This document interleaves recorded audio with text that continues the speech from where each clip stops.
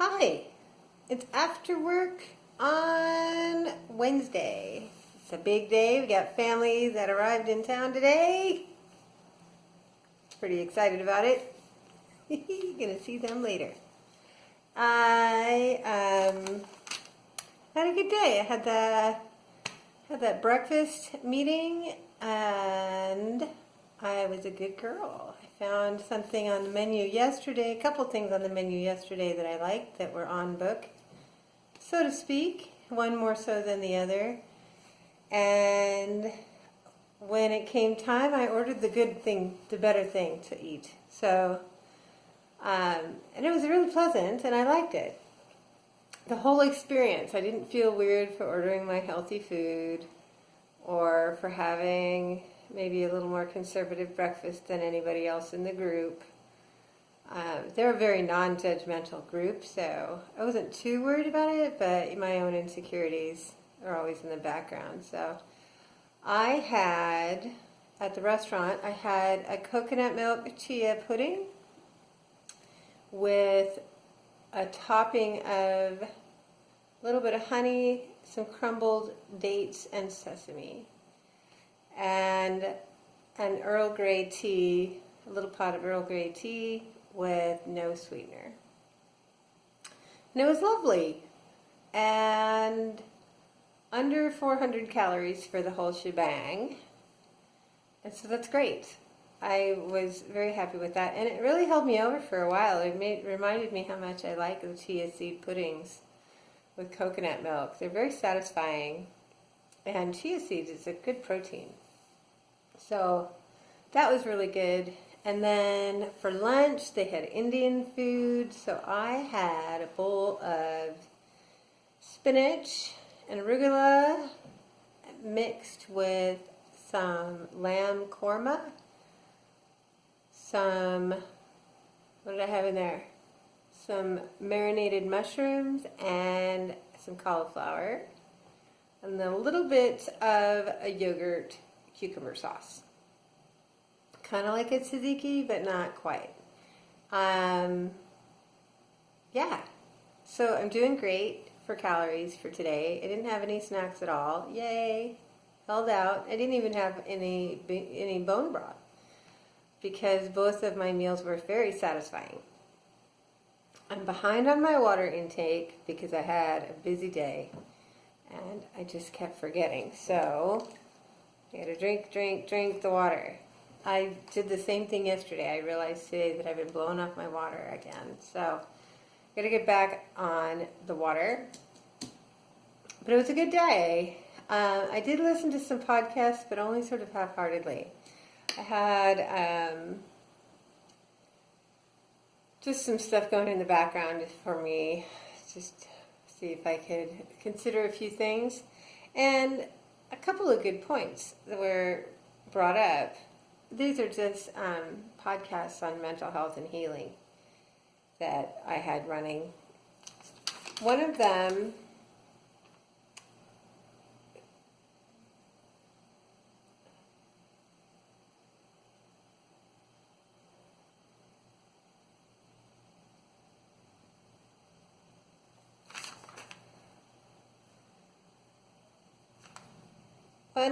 them had just sparked a few thoughts in my head that I think I might consider more when I have time for focus.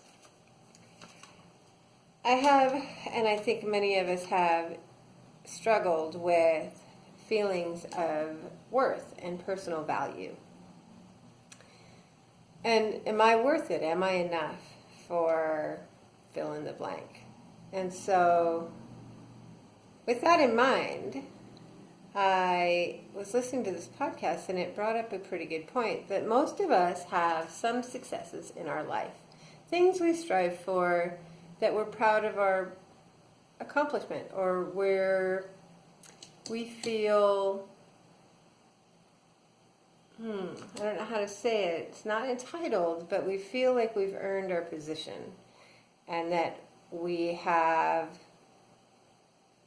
opinions of value in that line. So for me, I've worked really hard in my job all my life, And if people ask me for professional input, I feel very justified in sharing what my thoughts are, because I think they have value and they're based on a foundation that I worked hard to build. And I'm comfortable with my worth in that space. That's not to say that I don't have days where I have, there's a phrase right now that's popular, and I can't think of it, where you feel like a fraud, like you're not, like you're going to get caught doing something that, I can't remember what it's called. That's not to say, start again.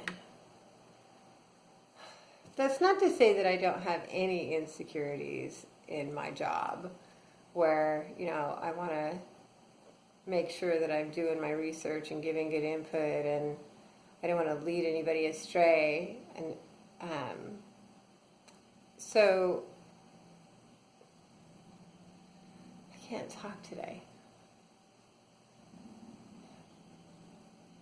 That's not to say that I don't have any insecurities in my job, because I'm not, I don't want to be arrogant, but I'm resourceful, and I make sure I do good research, and I can always speak from at least some level of knowledge, or know what my resources are to find it. So why is it that in other parts of my life I don't feel as much like I know my worth and that I'm valuable? So if I know my worth in one area, how do I figure out how to apply the skills that gave me that sense to the other aspects of my life? So what did I do that created my personal perception of my own value in a professional space? Well, I do research on all my topics that are going to impact anybody else, and certainly anything that might get me to whatever goal I'm working on.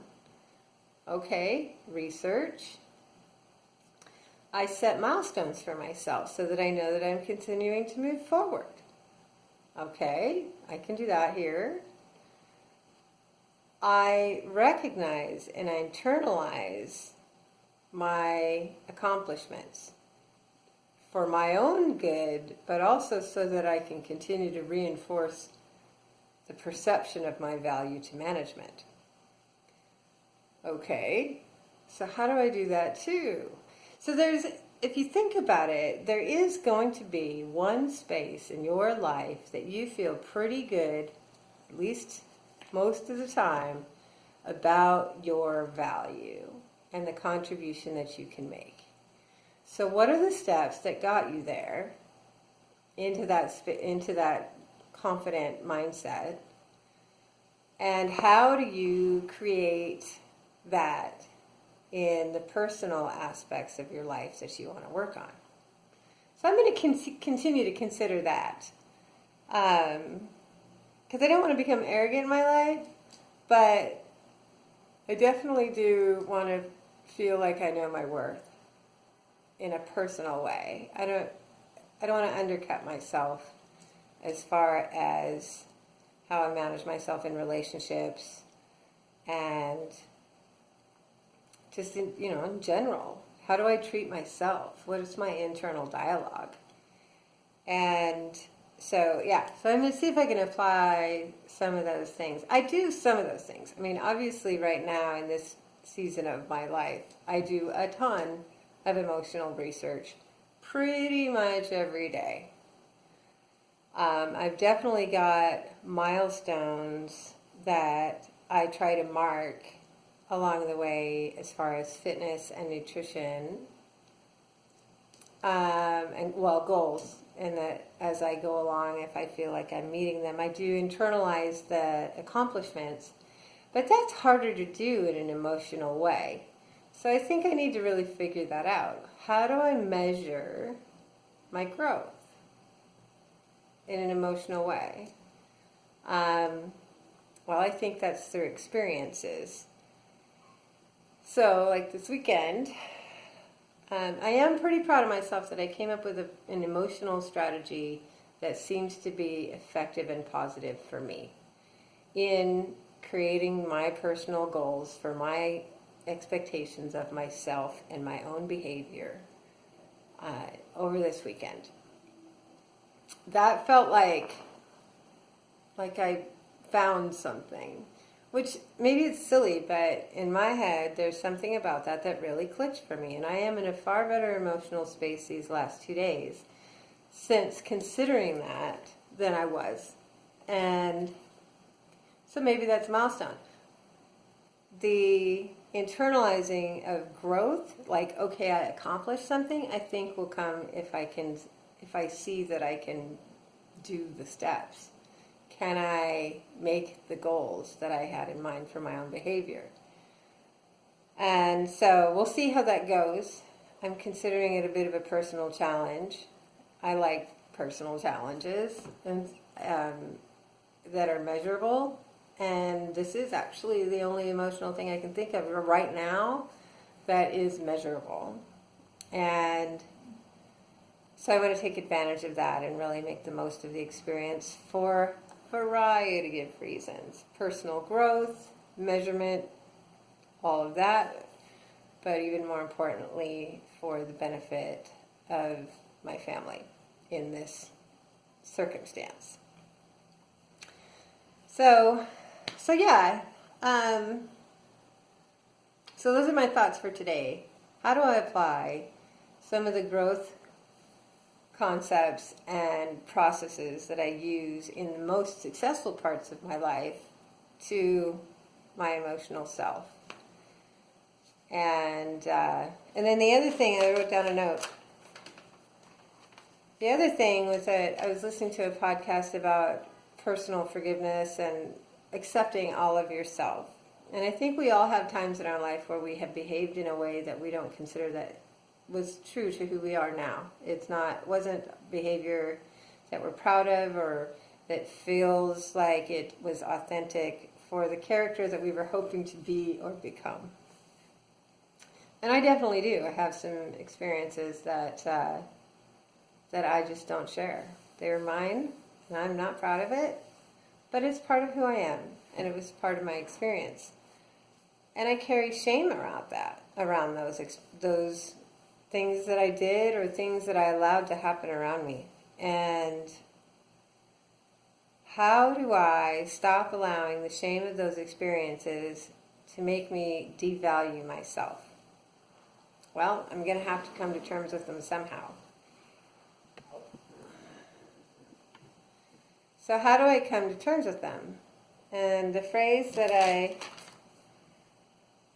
heard that for some reason just hit a chord for me was for most of us, the reason we allow for things to occur or we do things that we're not proud of is because we are in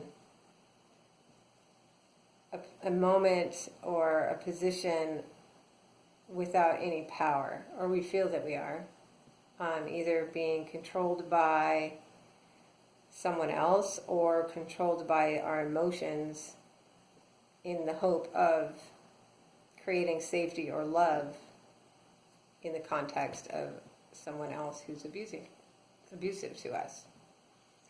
And so remind yourself that you couldn't say no. You couldn't. It was not in your power. You could not say no. It's okay that you allowed things to happen or did things because you couldn't say no. And focusing on the fact that you were powerless might help you to realize that you don't hold any shame, that the responsibility for the actions doesn't lie with you. And then possibly you can let that shame go. I'm moving away from the phrase forgiveness as it relates to me. partly on the recommendation of Lysander, because it got me thinking that that necessarily isn't the right phrasing. But can I just release the shame? Just release it and realize that I didn't have any power. And it wasn't through any fault of my own. I was a kid. So be it. So I'm going to work on that because that's probably the closest I've come to a gentle thought, a kind thought about these specific experiences that I've gotten. And so because it's kinder than anything I've heard inside my head before, I'm going to hang on to it. And yeah, I think it's important that we find a way to use the strategies that have made us strong in other areas to make ourselves strong in the areas that we're focusing on now. And for me, obviously, I'm verbal, and language is a big deal. How I phrase things in my story, and how I talk to myself inside and out,